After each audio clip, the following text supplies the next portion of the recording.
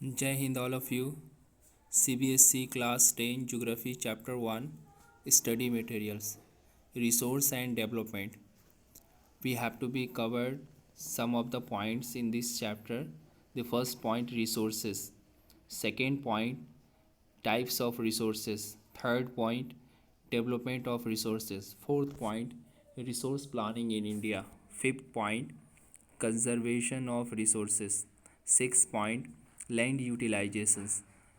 Seventh point, land use pattern in India. And eighth point, land degradation and conservation method. All these points one by one we have to be covered. Okay, let's start. Resource, everything's available in our environment which can be used to satisfy our needs, provide it is technologically accessible, economically feasible and culturally acceptable can be termed as resources. हमारी पृथ्वी में वो तमाम चीज़ें जो हमारे needs को satisfied करती हैं और साथ में ये टेक्नोलॉजिकली एक्सेसिबल होती हैं, इकोनॉमिकली फिजिबल होती हैं और कल्चरली एक्सेप्टेबल होती हैं, उसे हम रिसोर्स कह सकते हैं. ओके, टेक्नोलॉजिकली एक्सेसिबल का मतलब कि हमारे पास वो सफिशिएंट टेक्नोलॉजी है जिसको हम यूज़ करके रिसोर्स को हम यूटिलाइज उससे फ़ायदा उठा सकते हैं. इकोनॉमिकली फिजिबल का मतलब कि हमारे पास उतना इकोनॉमी है, हमारे पास उतने मनी है कि उस मनी को हम खर्च करके रिसोर्स को यूटिलाइज कर सकते हैं. और लास्ट में कल्चरली एक्सेप्टेबल, यानी कि जो हमारा सोसाइटी है उस रिसोर्स को यूटिलाइज करने के लिए, उस रिसोर्स को हमको यूज़ करने के लिए परमिशन देता हो, दैट मीन्स कल्चरली एक्सेप्टेबल. तो इस तरीके से रिसोर्स को हम रिसोर्स कह सकते हैं. Okay, types of resources. These resources can be classified into following ways. Some of the points, some on the basis of some of the point, the resource have been classified. Okay, the first point is A, on the basis of origin. Origin के हिसाब से resource को दो part में divide किया गया है, biotic, abiotic. B, on the basis of exhaustibility. On the basis of exhaustibility के हिसाब से रिसोर्स को दो पार्ट में डिवाइड किया गया है, renewable and non renewable. C, on the basis of ownership. Ownership के हिसाब में रिसोर्स को 4 पार्ट में डिवाइड किया गया है, individual resource, community resource, national and international. Okay, और लास्ट में है 4D, on the basis of status of development. Status of development के हिसाब से रिसोर्स को 4 पार्ट में डिवाइड किया गया है. पहला potential resource, develop stock and reserve. Okay, so each one have been given in details one by one. Okay, biotic resource obtained from the biosphere and have life such as human beings, flora and fauna, fisheries, livestock, etc. Biotic means the things which have life in them. बोल कहने का मतलब ऐसा things जिसमें life होती हैं और ये बायोस्फीयर से हमें मिलता है. बायो मीन्स लाइफ, जहाँ पर लाइफ होती हैं. ओके, जैसे human beings, flora and fauna, fisheries and live stock example है. Okay, second, abiotic things. All those things which are composed of non living things are called abiotic resources. For example, rocks and metals, chemicals or mechanical process. For example, solar and wind energy, water, forest and wild life etcetera. Abiotic things कहते हैं कि जो non living things से मिलकर बना होता है. Okay, जैसे एग्जांपल्स रॉक्स हुआ, मेटल्स हुआ, केमिकल्स हुआ या केमिकल प्रोसेस हुआ. ठीक है, जैसे एग्जांपल दिया हुआ है कि सोलर एनर्जी और wind energy, water, forest and wild life, ये सभी जो है अबायोटिक्स रिसोर्स की एग्जांपल है. उसके बाद आते हैं non renewable resources. Non-renewable resources occurred over a very long geological time. Okay, minerals and fossil fuel are examples of such resources. These resources take millions of years in their formation. बोला है non renewable resource उसको कहते हैं जो कि बहुत geological time लगता है उसको बनने में। ठीक है, जैसे मिनरल्स और फॉसिल फ्यूल इसका एग्जाम्पल है। बताया जाता है कि इस तरीके के रिसोर्स को बनने में मिलियंस ऑफ ईयर लग जाते हैं। Okay. Individual resources are individual resources are owned privately by individual. Example, many farmers on land which is allotted to them by the government against the payment of revenue. Individual resource उसको कहते हैं जो कि एक personal आदमी का अपना private property हो, प्राइवेट हो। और बताया जैसे एग्जांपल दिया हुआ है कि फार्मर की अपनी ज़मीन जिसको गवर्नमेंट ने अलॉट किया हुआ है और उसके बदले में गवर्नमेंट कुछ रिवेन्यू लेती है, दैट मीन्स ज़मीन की टैक्स लेती है। Okay. Community owned resources, community on resources are resources which are accessible to all the members of the community. Example, village commons, grazing ground, burial ground, village pond, public parks, picnic spot, playground in urban areas. कहने का मतलब है कि एक community on resource ऐसा resource जिसमें community में रहने वाले सभी लोग उसको एक्सेसिबल हो मतलब उसको यूज़ कर पाएँ। जैसे एग्जांपल में दिया हुआ है कम्युनिटी में रहने वाले लोग, जैसे ग्रेजिंग ग्राउंड जानवरों को चराने के लिए इस गांव कम्युनिटी के सभी लोग उसका यूज़ करेंगे। ब्यूरियल ग्राउंड जहां लोगों को दफन किया जाता है, डेड बॉडी दफन किया जाता है। विलेज पॉन्ड यानी कि गांव का तालाब जहां पर सभी कम्युनिटी के लोग उसका फ़ायदा उठाते हैं। इसके अलावा पब्लिक पार्क है, पिकनिक स्पॉट्स है, इसके अलावा प्ले ग्राउंड्स है। ये सभी अर्बन एरियाज़ में एग्जांपल है कम्युनिटी ऑन रिसोर्सेज का। उसके बाद आ जाते हैं national resources. Technically all the resources belonging to the nation, the country has legal power to acquire even private property for the public goods. देखो नेशनल प्रॉपर्टीज़ अगर हम देखें तो कंट्री के अंदर जितना भी प्रॉपर्टी है वो सब तो नेशनल प्रॉपर्टी है और नेशनल रिसोर्स है। ठीक है, तो गवर्नमेंट के पास ये अथॉरिटी होता है कि गवर्नमेंट जिसका भी चाहे डेवलपमेंट के नाम पे उसकी प्रॉपर्टी को ले सकता है, वो सभी नेशनल रिसोर्स में आएगा। अब हम लोग एग्जांपल ले लेते हैं कि सपोज डैट गवर्नमेंट को रोड निकालना है और उस रोड के बीच में हमारी अपनी ज़मीन आ जाती है, तो गवर्नमेंट क्या करेगी, गवर्नमेंट को ये राइट्स है कि वो तुम्हारी ज़मीन ले लेगी डेवलपमेंट के नाम पर। ओके, और इस तरीके से वो नेशनल प्रॉपर्टी होता है। Okay. International resources are international institution which regulates some resources, the oceanic resource beyond the 200 kilometer of the exclusive economic zone belong to the open ocean and no individual country can utilize this resource without the concurrence of the international institution। बोल रहा है कि जो country का oceanic boundary होता है वहाँ से 200 किलोमीटर का अंदर का एरिया वो इंटरनेशनल रिसोर्स कहलाता है।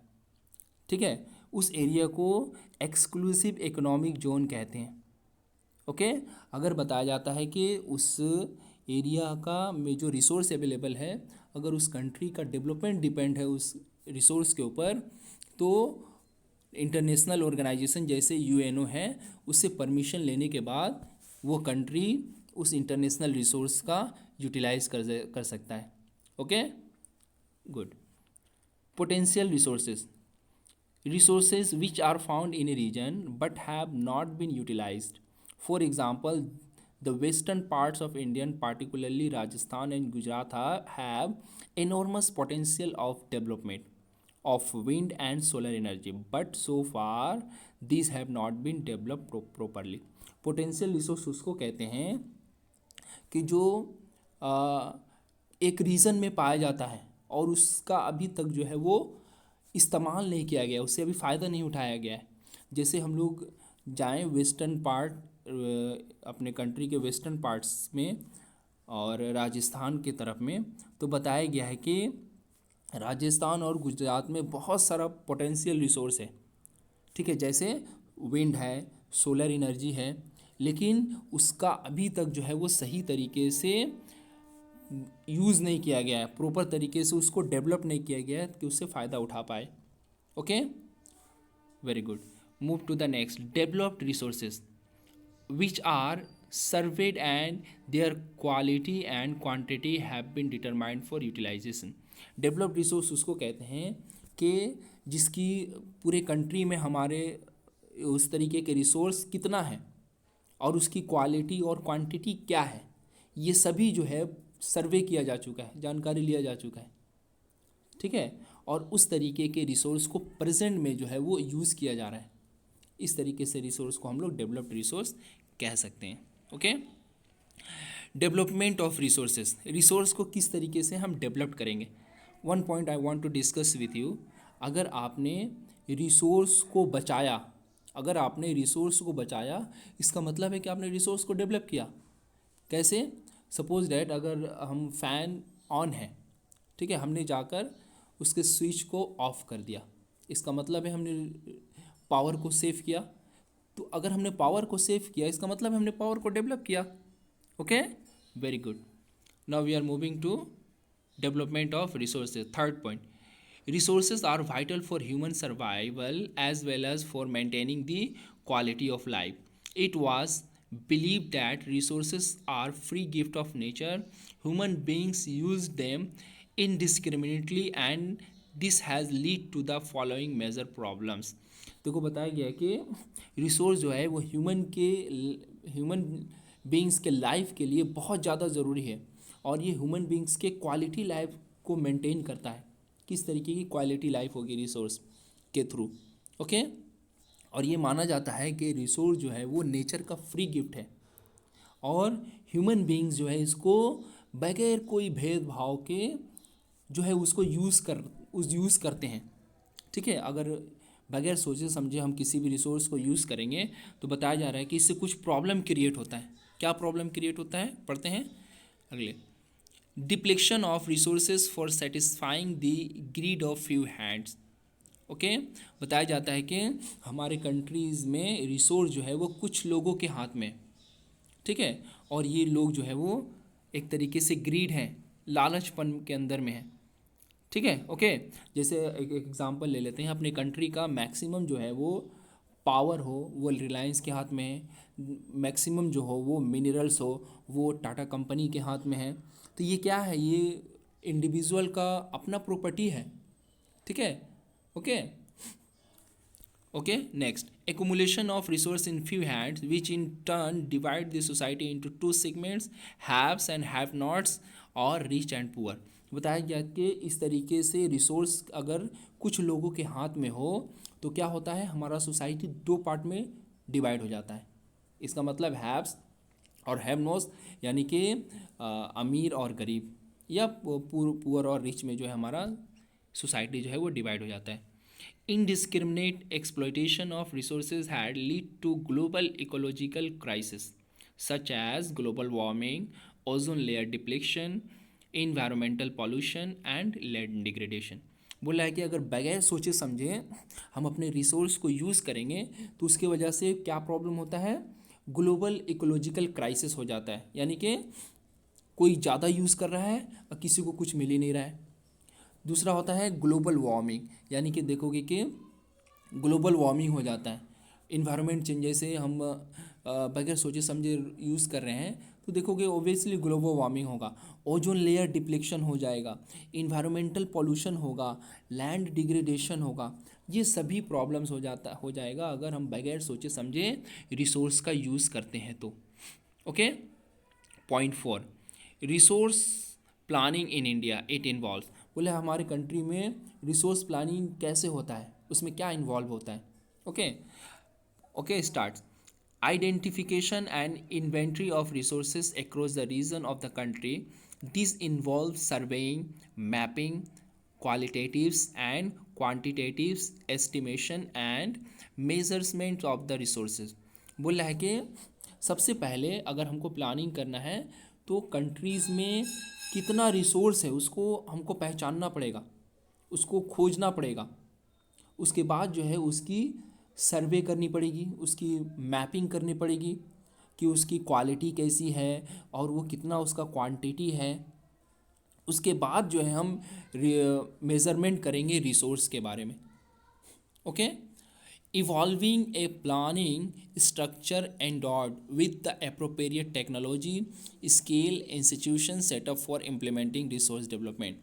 बोल रहा है कि उसके बाद हम प्लानिंग करेंगे, ठीक है, और सही जो टेक्नोलॉजी है उसमें यूज़ करेंगे, स्किल ह्यूमन बींग्स के कैस किस तरीके से स्किल लगेगा वो यूज़ करेंगे। अगर किसी ऑर्गेनाइजेशन किसी इंस्टीट्यूशंस के पास अगर उसको भेजना है रिसोर्स को इम्प्लीमेंट करने के लिए या उसको डेवलप करने के लिए, वो हम करेंगे। ओके, तो इस तरीके से बताया जाता है कि रिसोर्स प्लानिंग जो है वो इन्वॉल्व होता है डिफरेंट पॉइंट्स के थ्रू। उसके बाद matching the resource development plan with the overall national development plan. बोला है कि जहाँ पर हम रिसोर्स प्लानिंग कर रहे हैं उसको हम कंपैरिजन करेंगे कि नेशनल लेवल के रिसोर्स है कि किस तरीके का ये दोनों रिसोर्स है, तभी जाकर जो है हम उसको सही तरीके से उसमें प्लानिंग लगा पाएंगे। Okay, point 5, conservation of resources. Resource conservation are various level in important. बोला है कि रिसोर्स को जो है हम हर तरीके से कंजर्व करें, हमको बचाने की ज़रूरत है, उसको सेव करने की ज़रूरत है, और जो कि हमारे लिए बहुत ज़्यादा इम्पॉर्टेंट है। Okay, Gandhiji was very apt in voicing this concern about the resources conservation in these words: there is enough for everybody's need and not for anybody's greed. Okay, Gandhi ji हमेशा बोला करते थे रिसोर्स को लेकर अपना ख्याल को, अपनी जो कंसर्न है उसको वो लोगों के सामने रखते थे आवाज़ के थ्रू। क्या करते थे, बोलते थे कि हमारे पास इतना रिसोर्स है कि हम हर किसी की ज़रूरत को पूरा कर सकते हैं, लेकिन उसकी ज़रूरत को पूरा नहीं कर सकते जो कि लालची है। Okay, move to the next. 6, land utilization. Land utilization का मतलब हमारे कंट्रीज़ में कितनी तरह का लैंड्स है, उससे कैसे फ़ायदा उठाया जाता है। Okay, land resources are use for the following purpose. बोला है कि हमारा जो लैंड रिसोर्स है उसको डिफरेंट तरह के काम में यूज़ किया जाता है। जैसे बैरन एंड वेस्ट लैंड होता है हमारे कंट्री में। ओके, इसका मतलब forest not available for cultivation. बोला है कि वो फॉरेस्ट यानी कि जंगल जो कल्टीवेशन के लिए यूज़ नहीं होता है। ओके, लेकिन फिर भी वो हमको फ़ायदा देता है। कैसे, barren and waste land, B land put to non agricultural use, example building road factories, ये सब हमें फ़ायदा देता है। अदर कल्टीवेटेड लैंड, जैसे दूसरे तरीके कल्टीवेटेड लैंड। उसके बाद okay, so these are the points that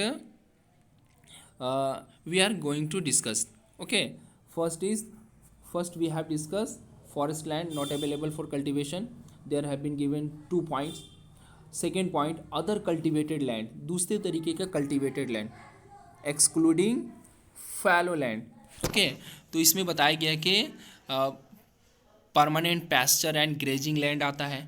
B में land under miscellaneous tree crops not including in the need shown areas. बोला है कि ऐसा जिसमें ट्री क्रॉप्स यानी जो बहुत सारे जो खास तरीके के ट्रीज़ होते हैं उसको उगाया जाता है। ठीक है, सी में आता है culturable waste land left cultivated for more than 5 agriculture year. Culturable waste land मतलब ऐसी ज़मीन जिसको 5 साल या 5 से ज़्यादा साल के लिए बगैर कल्टीवेशन किए हुए छोड़ दिया जाता है। ठीक है, उसको हम लोग अनकल्टिवेटेड लैंड कह सकते हैं। ओके, ये कल्चरेबल वेस्ट लैंड कहलाता है। उसके बाद आते हैं फैलो लैंड। फैलो लैंड बताया जाता है कि फैलो लैंड जो है वो भी 2 तरह का होता है, एक करेंट फैलो लैंड, एक फैलो लैंड। ओके, तो करेंट फैलो लैंड कहते हैं लेफ्ट विदाउट कल्टीवेशन फॉर 1 और less than 1 agriculture year. Okay, कहने का मतलब है कि ऐसी ज़मीन जो 1 या 1 से कम साल तक जो है वो बगैर एग्रीकल्चर किए हुए छोड़ देते हैं। ठीक है, ओके ओके। उसके बाद आते हैं other than current fallow land. Other than current fallow land कहते हैं कि left cultivated for past 1 to 5 agriculture year. यानी ऐसी ज़मीन जो लगभग 1 से 5 साल तक उस ज़मीन को छोड़ दिया जाता है, उसमें एग्रीकल्चर नहीं किया जाता है।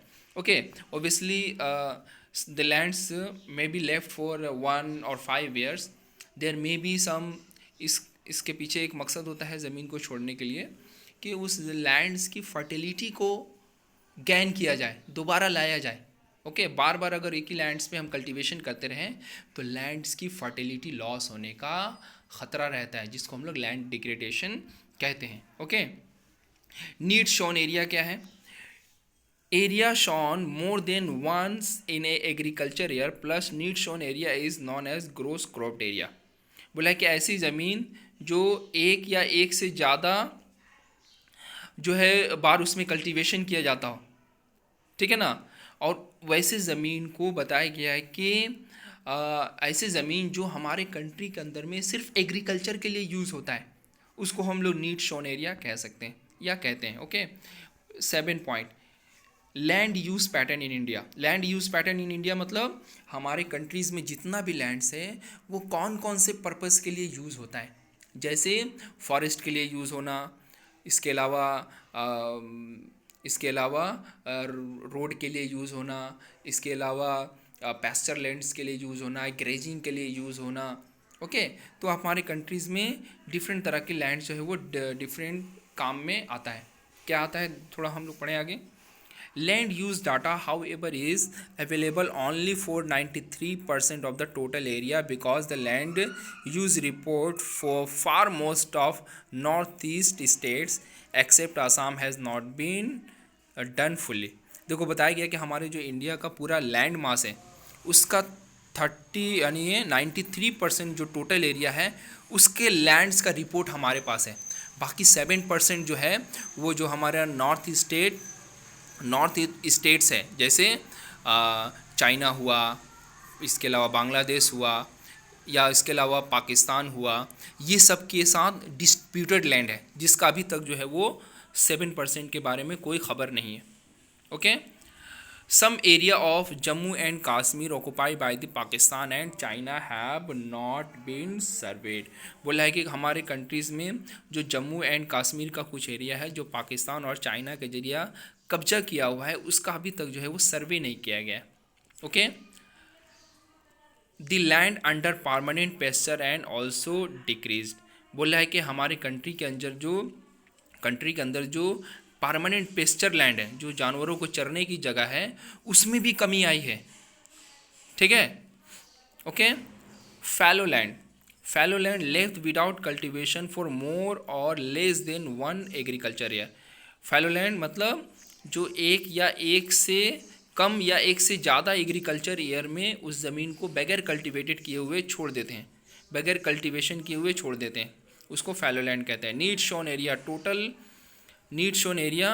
Total area sown in an agriculture year. More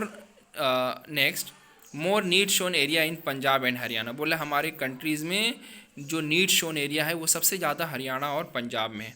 okay, less net sown area in Arunachal Pradesh, Mizoram, Manipur and Andaman Nicobar island. हमारे कंट्री में जो बहुत कम ऐसी ज़मीन है जहाँ पर एग्रीकल्चर की जाती है। ओके, जैसे अरुणाचल प्रदेश है, मिजोरम है, मणिपुर है, अंडमान निकोबार आइसलैंड है वगैरह। Okay, national forest policy in India in 1952। Okay, 1952 में हमारे कंट्रीज़ में नेशनल फॉरेस्ट पॉलिसी को इम्प्लीमेंटेड किया गया था। Okay, waste land including rocky, arid, desert area and land put to other non agriculture uses including settlement, road, railways, industry etcetera. बोला है कि ऐसी ज़मीन जो कि रोकी होता है, जिसको हम लोग वेस्ट लैंड कहते हैं, यानी कि बेकार ज़मीन, या एरिड एरिया या डेजर्ट एरिया, बताया गया कि ये सब एग्रीकल्चर के अलावा जो है वो लैंड्स हैं।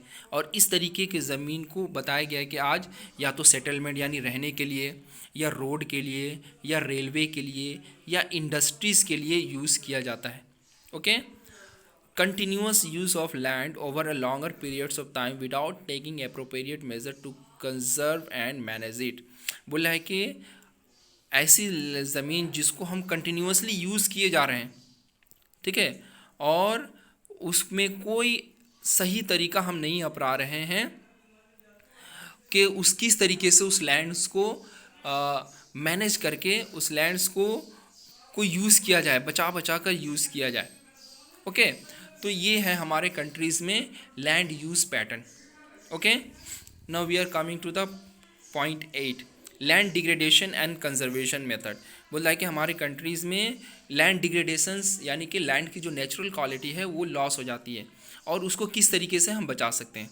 देखो हमारे कंट्री में बताया गया कि एट प्रेजेंट जो है वो 130 मिलियन हेक्टेयर्स जो है वो डिग्रेडेड लैंड है, यानी हमारे कंट्री में ऐसी ज़मीन जिसने अपनी नेचुरल क्वालिटी को लॉस कर दिया है वो 130 मिलियन हेक्टेयर्स है। Okay, some human activities such as deforestation, overgrazing, mining, quarrying to have contributed significantly in land degradation. बोला है कि हमारे कंट्रीज़ में कुछ ह्यूमन बीइंग का एक्टिविटीज़ है जिसकी वजह से लैंड डिग्रेडेशन हुआ है। उसमें बताया कि फॉरेस्टेशन की वजह से हुआ है, जो ह्यूमन बींग्स जंगल की कटाई करते हैं, ओवर ग्रेजिंग की वजह से हुआ है, माइनिंग की वजह से हुआ है, क्वायरिंग की वजह से हुआ है। ये सभी की वजह से हमारे बताया गया कि ये कंट्रीब्यूशन है ह्यूमन बींग्स का जिसकी वजह से लैंड डिग्रेडेशन हुआ है। Okay, in state like Jharkhand, Chhattisgarh, Madhya Pradesh and Orissa, deforestation due to mining have cause severe land degradation. बताया गया कि बहुत सारे स्टेट जैसे झारखंड है, छत्तीसगढ़ है, मध्य प्रदेश है, उड़ीसा है, ये सभी जगहों पर बताया गया है कि डिफोरेस्टेशन की वजह से जो माइनिंग है वो एक तरीके से लैंड डिग्रेडेशन में चेंज हो गया है। ओके, यहाँ की जो लैंड्स है वो लैंड डिग्रेडेशन में चेंज हो गया है। ओके, डिफोरेस्टेशन की वजह से। Okay, in state like Gujarat, Rajasthan, Madhya Pradesh and Maharashtra, over grazing in one of the main region for land degradation. बोल रहा है कि ओवर ग्रेजिंग की वजह से गुजरात, राजस्थान, मध्य प्रदेश वगैरह में जो लैंड डिग्रेडेशन हुआ है वो रीज़न है। Okay, in state of Punjab, Haryana and western UP, over irrigation is responsible for land degradation. बोल रहा है कि पंजाब, हरियाणा, वेस्टर्न उत्तर प्रदेश वगैरह में ओवर इरिगेशन की वजह से लैंड डिग्रेडेशन जो है वो हुआ है। ओके, ठीक है, with this points now we have completed our this chapter.